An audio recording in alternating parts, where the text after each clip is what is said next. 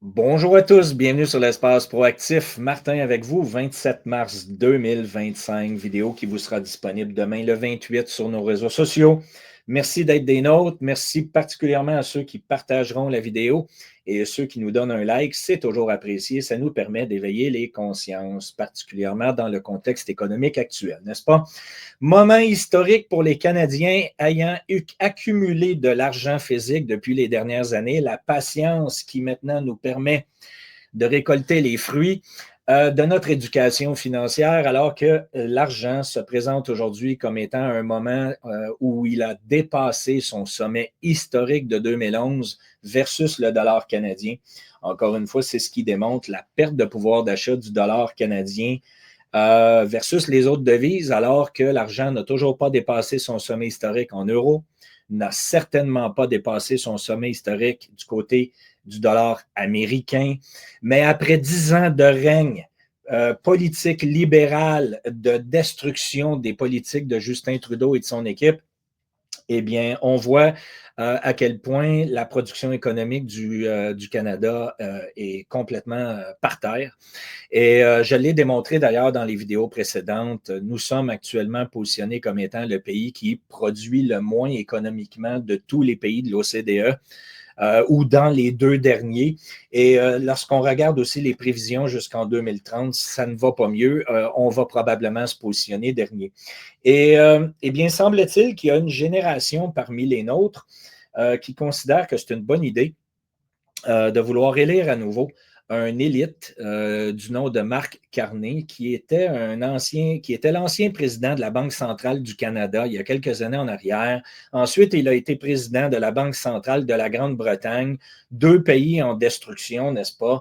Un élite qui est favorable au Forum économique mondial. Et partout où il a passé, il a complètement détruit toutes les économies. Eh bien, on va faire un contexte aujourd'hui. Je vais me permettre, si vous le désirez bien, de vous émettre mon opinion là-dessus et de faire quelques analogies qui vont vous permettre de reconnaître les mouvements de marché au niveau de l'économie en ce moment, des marchés boursiers. Pourquoi? Et de faire un lien avec la politique. Et encore une fois, je crois que plusieurs d'entre vous qui ont mis énormément d'espoir sur Donald Trump pour sauver la planète, bien, vont être déçus. J'en ai parlé déjà il y a plusieurs mois en arrière. J'y reviens encore une fois aujourd'hui. Lorsque les gens s'en remettent à des sauveurs au lieu de se prendre en main, et encore une fois, nous sommes dans un monde où une grande majorité d'entre nous préfèrent jouer le rôle de la victime que de se prendre en main, eh bien, vous allez voir les conséquences de ça. Et je vais encore une fois faire certaines analogies aujourd'hui qui vont peut-être vous permettre de vous forger votre propre opinion et de prendre les décisions en conséquence de ce que je cherche à vous démontrer aujourd'hui. Donc, le graphique à l'écran, sommet historique de l'argent versus le dollar canadien. Vous savez très bien que tout ça était déjà fait du côté de l'or et l'argent qui suit. Et il y a une troisième matière que j'avais annoncée il y a quelques mois en arrière aussi qui est en train de prendre énormément de force. Et on parle bien sûr du cuivre. Donc, on va regarder ce qui se produit en ce moment.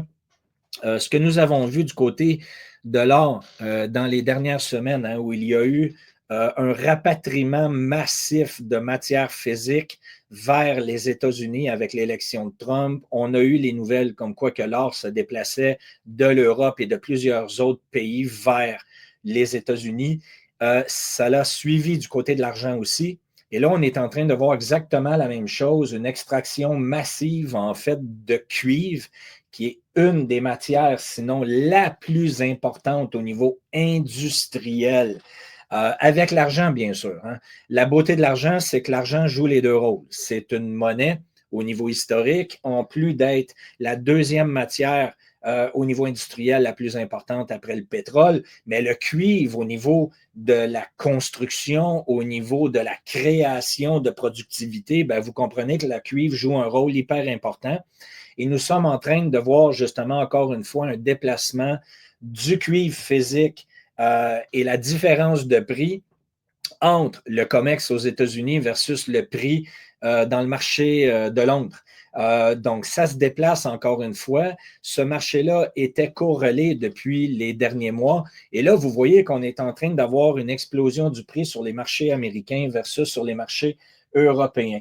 Et ce qui est assez extraordinaire, bien, vous voyez encore une fois, en date du 13 mars 2025, qu'il y a une corrélation entre le prix de l'or et le prix du cuivre. Et vous avez toujours l'argent qui est en arrière, qui doit faire un rattrapage qui est déterminé par le ratio or-argent qu'on va regarder ensemble dans quelques instants. Mais tout ça est inévitable. Et autre produit qui est en retard sur les prix de la matière. Je ne fais que venir ici renforcer ce que je vous ai présenté depuis des mois. Eh bien, vous avez maintenant les analystes financiers de la JP Morgan qui commencent à considérer repositionner les portefeuilles et qui suggèrent à leurs clients de considérer les actions du marché minier. On en a parlé pour ceux qui nous suivent depuis longtemps. Le secteur minier qui est en retard. On ne peut pas voir le prix des matières augmenter sans voir le secteur minier prendre de la force. Et là, on est en train de voir les grandes institutions financières mentionner à leurs clients, écoutez, on ne peut pas continuer d'avoir des hausses de prix sans avoir un secteur minier sain au niveau économique. Donc, on doit considérer se repositionner du côté minier. Et vous allez voir une forte augmentation de la valeur du secteur minier dans le courant des prochaines semaines et des prochains mois. Et c'est ce que nous avons présenté à nos abonnés de l'Espace Proactif, aussi dans les dernières infolettes qui, soit dit en passant, si on extrait pour l'instant le monde des crypto-monnaies, tout dans notre portfolio qui était dirigé du côté des sociétés minières performe excessivement bien aujourd'hui. Donc, encore une fois, je vous invite à aller sur notre site web, l'espaceproactif.com, et aller vous procurer la dernière lettre Espace Proactive qui a été livrée par Eric. Une très, très belle analyse, encore une fois, avec des opportunités qui se présentent dans le secteur minier, justement. Ce que nous avions identifié avant les analyses de la JP Morgan, n'est-ce pas extraordinaire? Maintenant, donc, les Canadiens qui devront aller à l'urne de votation le 28 avril prochain. Et il y a quelques sondages qui tournent, n'est-ce pas? Et on regarde encore une fois ce qui se produit en ce moment. Donc, vous avez deux partis et ne perdez pas de vue que pour moi, tout cela est un grand dîner de cons au niveau mondial, n'est-ce pas? L'Europe a un dîner de cons pour les Européens. Plusieurs vont être déçus versus les politiques de Trump, telles que je l'ai déjà mentionné auparavant. On va regarder ça dans quelques minutes. Mais au Canada, vous avez deux partis. Vous avez le Parti libéral, tel que mentionné, qui a détruit depuis 10 ans l'économie canadienne. Et vous avez le Parti conservateur. Et de la façon dont ça fonctionne, écoutez, la grande majorité de la population canadienne est concentrée dans deux provinces de l'Est, c'est-à-dire le Québec et l'Ontario particulièrement. Et c'est où il y a les grandes populations. Et qui dit grande population dit socialisme, n'est-ce pas? Les universités, les enseignants ont fait le travail depuis les dernières années pour, évidemment, émettre leur propagande gauchiste. Et par le fait même, donc aussi, vous avez un contexte où vous avez une population vieillissante qui a accumulé de la richesse depuis des années et qu'aujourd'hui, ben, veut tout simplement la maintenir, n'est-ce pas? Veut garder le même rythme de vie, avoir une certaine sécurité dans les derniers moments de notre vie, n'est-ce pas? Donc, vous avez deux partis politiques. Vous avez le Parti conservateur qui, à la base, était la droite canadienne, si vous le désirez. Vous avez le Parti libéral qui est beaucoup plus progressiste. Et regardez, lorsqu'on regarde dans les tranches d'âge de votation, ce qui est en train de se produire, eh bien, vous avez des générations plus jeunes qui poussent du côté du Parti conservateur, ce qui est une excellente nouvelle pour le futur, n'est-ce pas? Mais de l'autre côté, vous avez encore les purs et durs de 60 ans et plus, les baby boomers et autres, qui, eux, continuent de vouloir défendre les politiques sociales qui ont été mises en place depuis plusieurs années, qui les ont favorisées, n'est-ce pas? Et aujourd'hui, donc, on regarde cette concentration de gens-là qui veulent encore une fois voter pour le Parti libéral, sachant très bien que Marc Carney, tel que je l'ai mentionné, est un spécialiste de l'évasion fiscale, tout simplement pour son propre bénéfice, hein, amoureux de Klaus Schwab et autres. Et bien, ces gens-là qui regardent encore une fois les médias de masse, c'est la seule génération, en fait, qui regarde aujourd'hui les médias de propagande de grande écoute, eh bien, sont encore une fois endoctrinés dans la propagande. C'est encore une fois ceux qui ont voté pour la Vax et tout ce qui va avec. Je dois faire attention aux mots que j'utilise sur YouTube, n'est-ce pas? Donc, vous voyez clairement ce qui est en train de se produire et tristement, il y a une forte concentration de cette génération-là du côté de l'Est où la votation est la plus importante et où on doit faire attention. Voici une de mes prédictions futures. Eh bien, l'Est est favorisé versus l'Ouest canadien au niveau de la votation, au niveau du nombre de sièges à la Chambre des communes. Et soyez assurés en ce qui me concerne que si le Parti libéral remporte ces élections, vous allez avoir l'Alberta comme province canadienne, qui est la province la plus riche, qui continue de payer les programmes sociaux de toutes les autres provinces canadiennes. Eh bien, on peut s'attendre à ce que l'Alberta, va se séparer du Canada. Nous sommes en train de voir un mouvement politique qui est en train de se mettre en place. La grogne s'élève du côté de l'Alberta. Et s'il y a une province qui est en mesure de bien réussir financièrement sans avoir besoin du Canada, eh bien, c'est l'Alberta. Et si l'Alberta quitte, je peux vous garantir que les conditions économiques au Canada vont être pires que jamais. Parce qu'on va se retrouver avec des conditions économiques qui vont être difficiles, en plus avec un endettement, n'ayant plus la vache à lait nécessaire pour être capable de payer les services sociaux qui ont été offerts, de couvrir évidemment les garanties qui ont été données sur les fonds de pension qui sont sous-financés, qui sont en faillite. Donc, vous imaginez dans quel contexte on s'en va. Et tristement, d'une manière ou d'une autre, le Parti conservateur, qui est la deuxième option, le parti de Pierre Poilievre, eh bien, est simplement une représentation des libéraux d'une manière légère. Elle continue de vouloir courtiser les programmes sociaux du côté de l'Est, vous avez compris. Donc, tristement, les conservateurs ont délaissé leur base pure et dure pour pouvoir essayer de courtiser les socialistes.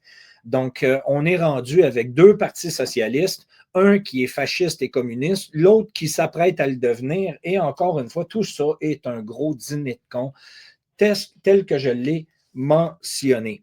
Et quand on regarde justement au niveau des générations, ce qui est le plus important pour eux et qui détermine le vote, bien, premièrement, lorsqu'on regarde la réduction complètement à gauche, complètement à gauche ici, ce qui est le plus important pour les différentes générations, donc de 18 à 29 ans, 30 à 44, 45, 59 et 60 et plus, eh bien, vous voyez que réduire le coût de la vie, c'est ce qui est le plus important pour les trois générations les plus jeunes et c'est ce qui est le moins important pour les plus vieux, ce qui est tout à fait légitime. Ils ont fait leur vie, ils ont fait évidemment leurs revenus et maintenant, l'opportunité, c'est de préserver l'épargne, de pouvoir s'assurer d'avoir des bons services sociaux pour être pris en main si nécessaire, incluant bien sûr le système hospitalier et autres. Hospitalier, pardon, le domaine, vous avez compris, médical et autres. S'assurer d'avoir des bons services à l'hôpital si nécessaire. Pardon, je ne trouve pas mes mots ce matin à ce niveau-là. Maintenant, quelle a été la propagande dans les médias au niveau des dernières semaines? Eh bien, c'est l'importance de pouvoir prendre des mesures contre Donald Trump. Je sais très bien que ce n'est peut-être pas votre cas en Europe, mais c'est ce que nous vivons ici. Et donc, regardez à quel point tout cela change. Ce qui est important pour la quantité de baby boomers de 60 ans et plus, c'est d'avoir la personne qui est capable de représenter le Canada contre Donald Trump, pour aller contre les politiques de Donald Trump, alors que c'est le dernier des soucis des trois autres générations précédentes. Okay? Même chose, lorsque l'on pose la question, rendre l'accessibilité à l'immobilier, eh bien, vous constatez encore une fois, hein, les baby boomers ont déjà payé leur maison, eux, ils possèdent leur immobilier, ils n'ont rien à foutre du reste, et par le fait même, vous voyez que nous n'avons pas dans les générations précédentes les mêmes besoins. Améliorer le système de santé canadien, ben, vous voyez encore une fois que les baby boomers, c'est tout à fait légitime, n'est-ce pas? Donc, encore une fois, nous allons avoir au niveau politique, ce grand dîner de cons, un combat de tous les instants entre les baby boomers et le reste des autres générations qui subissent les conséquences des décisions des baby boomers des dernières années au niveau politique et qui ont continué de favoriser l'élection des libéraux. Et on semble aller dans cette direction-là. Donc, je sais qu'aujourd'hui, les conservateurs et dans les réseaux sociaux, on continue de vouloir frapper sur le fait que Marc Carney est un élitiste, un globaliste qui va poursuivre la destruction du pays. Reste à voir si, encore une fois, il y aura un vote du côté conservateur ou pas, mais pour l'instant, ça ne regarde pas bien là, pour le futur économique canadien. Donc, encore une fois, l'importance de se protéger avec de l'or, de l'argent, alors qu'on comprend bien que le dollar canadien s'effondre. Maintenant, je reviens sur une autre nouvelle que j'avais déjà annoncée. Je vous avais parlé d'une opinion personnelle, de vous dire les politiques de Trump. J'avais une inquiétude. Je vous disais clairement, dans son discours électoral avant les élections, il mentionnait clairement qu'il ne laisserait pas une devise numérique de banque centrale se mettre en place aux États-Unis.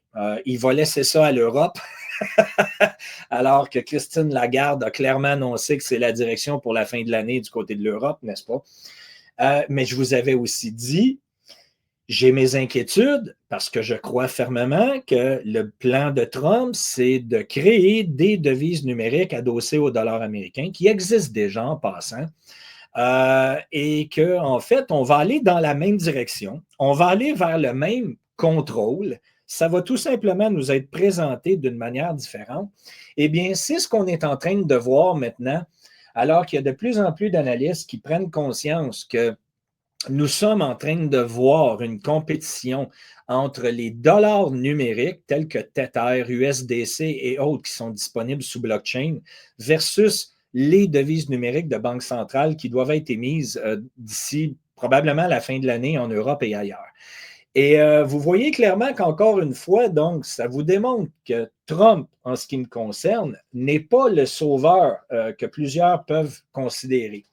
Et au-delà de tout ça, ce qui vient valider mon opinion personnelle, eh bien, c'est la position actuellement que nous voyons, encore une fois, d'un œil nord-américain. Le combat actuel qui se produit du côté canadien versus notre partenaire économique principal qu'on appelle les États-Unis. Premièrement, d'un côté, vous avez le parti au pouvoir canadien qui a pris forte position du côté de la Chine. Nous sommes sous le règne chinois au niveau économique. Ils ont infiltré nos partis politiques, c'est démontré. Et encore une fois, donc, on favorise une économie chinoise et vous savez très bien aussi qu'en tant que gauchiste, on pousse du côté de la Palestine avec toutes les problématiques que nous sommes en train de voir versus Israël. Vous savez de qui je parle, OK? Et de l'autre côté, donc, vous voyez clairement que du côté américain, les États-Unis sont sous l'emprise, n'est-ce pas, d'Israël. Et pourquoi? Ben, simplement, hein, contrôle des banques centrales. Vous savez très bien quelle famille, depuis des générations, contrôle les banques centrales. Ces banques centrales-là contrôlent énormément de pays à travers la planète. Et tout ça est contrôlé par Israël, qu'on appelle les Sions. Voilà.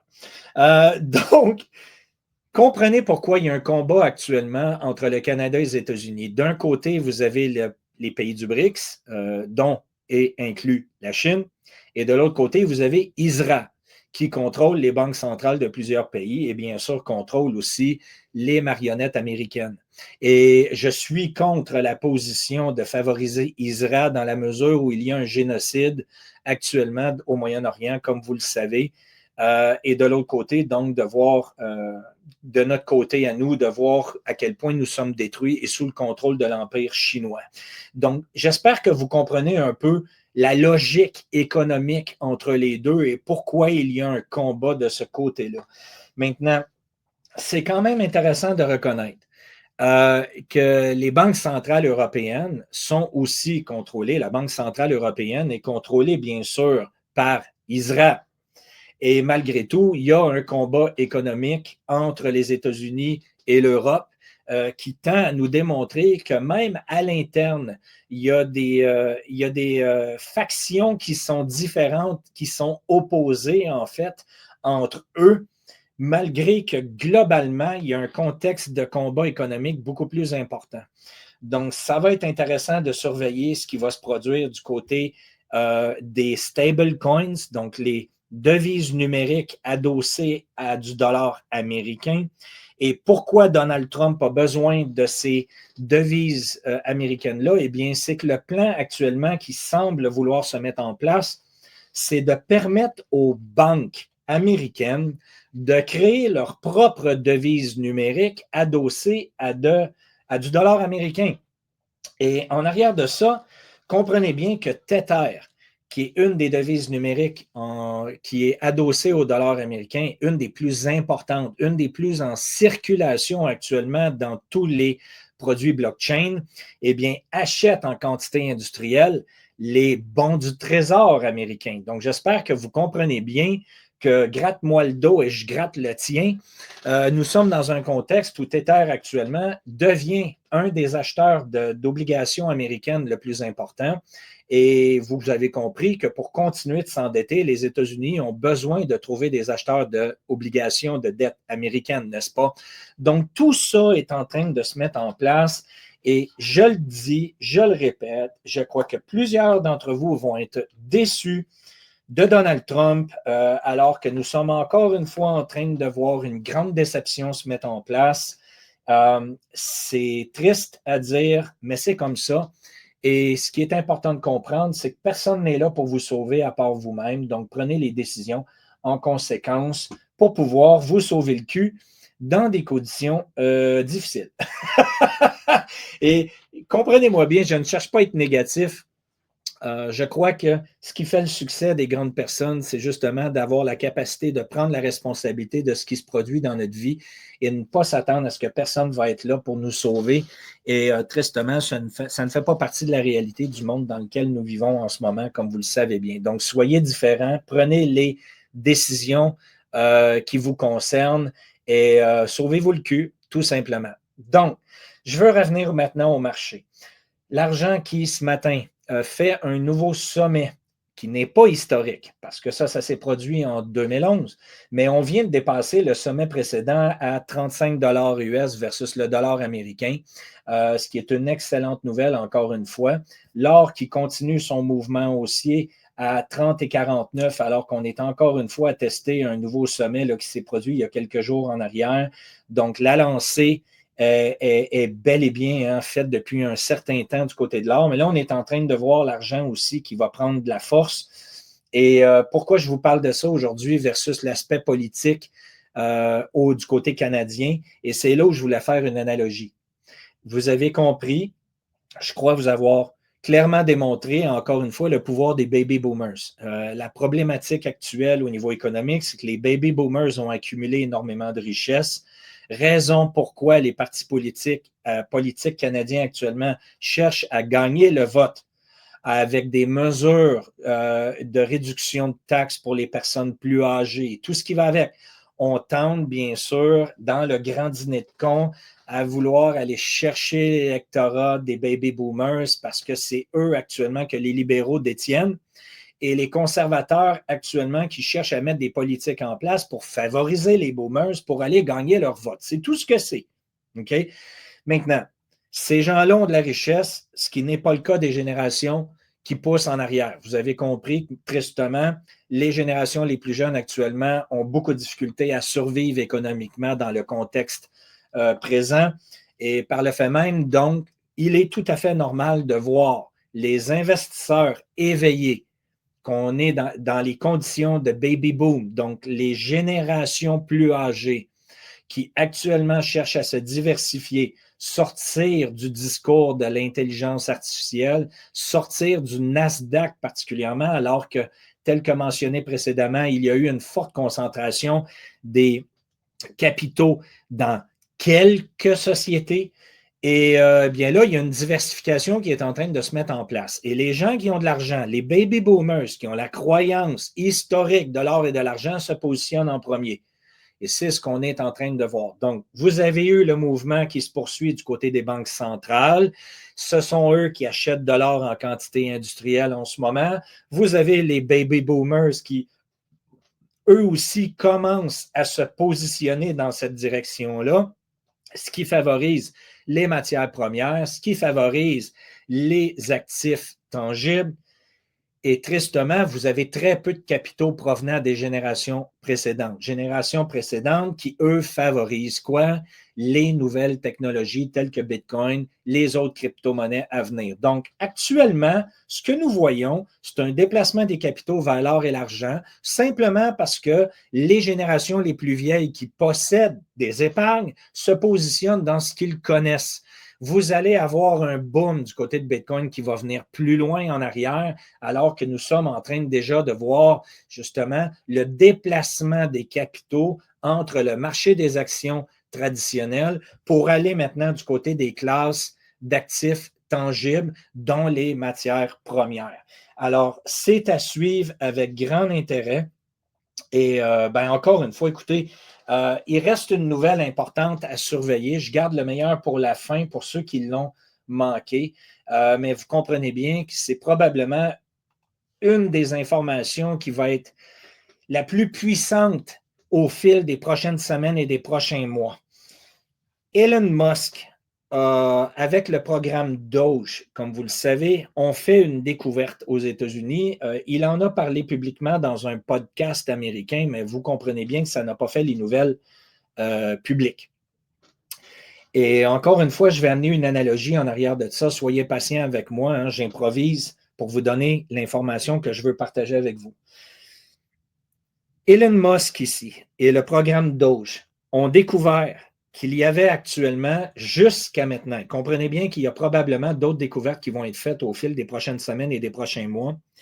Il y aurait actuellement, dans le gouvernement américain, 14 ordinateurs qui ont clairement démontré avoir la capacité, en fait, de faire des paiements, de créer de la devise, donc d'émettre des dollars américains, de payer des factures à différents programmes et autres, sans même être connecté au secrétaire du Trésor américain.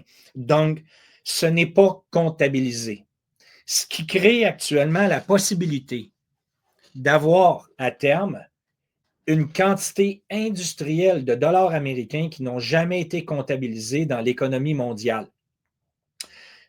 Imaginez ce qui pourrait se produire si vous avez une grande quantité d'individus sur la planète, d'institutions financières qui prennent cette nouvelle-là, qui apprennent cette nouvelle-là, et que du jour au lendemain, on se rend compte qu'il y a eu des centaines de fois, peut-être des milliers de fois, la quantité d'impression monétaire qui n'a pas été comptabilisée versus évidemment la devise économique commerciale la plus importante qu'on appelle le dollar américain. Vous avez une bonne idée de ce qui pourrait se produire du jour au lendemain si le dollar américain est complètement délaissé par les sociétés, délaissé par la population pour favoriser autre chose. C'est une possibilité. Chose certaine, vous comprenez que d'un côté, ça n'a pas fait les médias de masse, n'est-ce pas? Ça a été quand même concentré sur un podcast. Ça l'a tourné dans les réseaux sociaux, mais très peu d'impact au niveau international pour l'instant. Quel est l'intérêt, en fait, du côté américain de permettre à Musk de balancer ce type de nouvelles? Je crois qu'actuellement, Musk a carte blanche pour parler de ça, ouvrir la parenthèse, mais encore une fois, il y a un certain contrôle de l'information pour contrôler la puissance du dollar américain.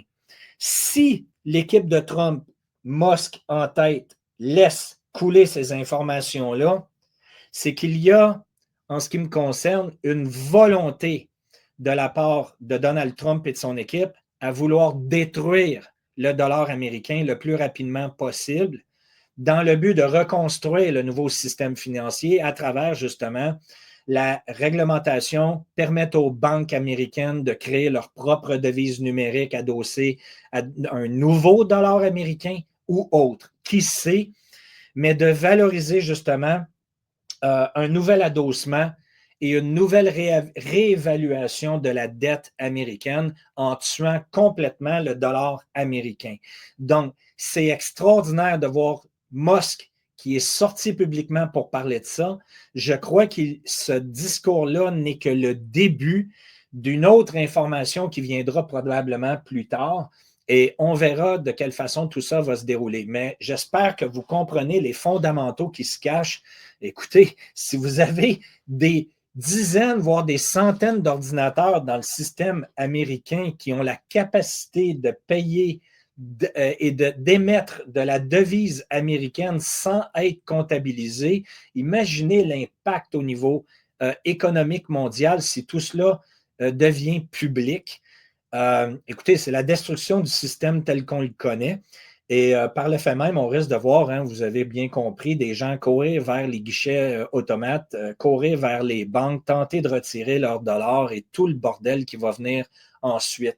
Donc, information à surveiller pour les prochaines semaines, les prochains mois, parce que ça, vraiment, c'est une bombe à retardement et on verra de quelle manière tout cela sera présenté au niveau public dans les différents médias d'information. Alors, j'espère que vous avez apprécié encore une fois une vidéo un peu plus longue aujourd'hui. Si vous avez apprécié, partagez, donnez-nous un like. On se reparle la semaine prochaine et toujours à la recherche de contenu de qualité pour le bénéfice de tous. Passez un bon week-end. Salut tout le monde. À bientôt.